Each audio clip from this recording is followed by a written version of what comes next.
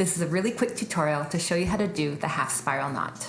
You want the left cord to be about 5 times as long as the right side. Take the long cord and make a loop, flipping it over itself.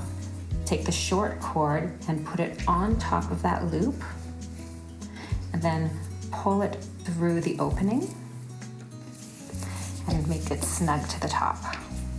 The long cord is now on the right, but do the same thing. Make a loop over itself, take the short cord, put it on top of the loop, and then pull it through. Again, make it snug at the top. Do that again.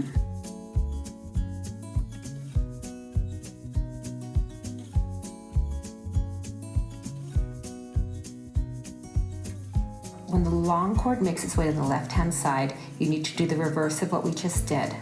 So you make the loop in behind itself, going to the left instead of the right. So you can see this cord is overlaying and it goes around and behind. Take the short cord and this time put it behind that loop and pull it through to the front, and then you make the knot. And then just kind of twist it so that the long cord is on the right again. So the cord goes over itself. Take the short cord, lay it in front, and pull it through the back and pull it snug. And you keep doing them that way until the long cord makes it to the right-hand side.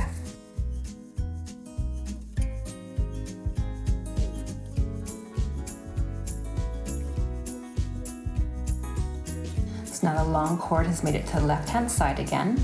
So I'll do the reverse for this one. Loop it around the back to the left under itself. The short cord goes behind, and then you pull it through to the front. Then after you've done that one, I find I can kind of twist it a bit to get it to the right again, and then we go back to the original way.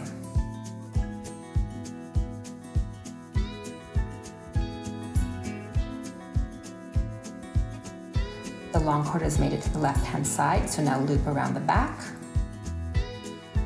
Take the short cord behind, pull it through to the front. Now I'll just do a few more so you can see how the spiral looks in the end.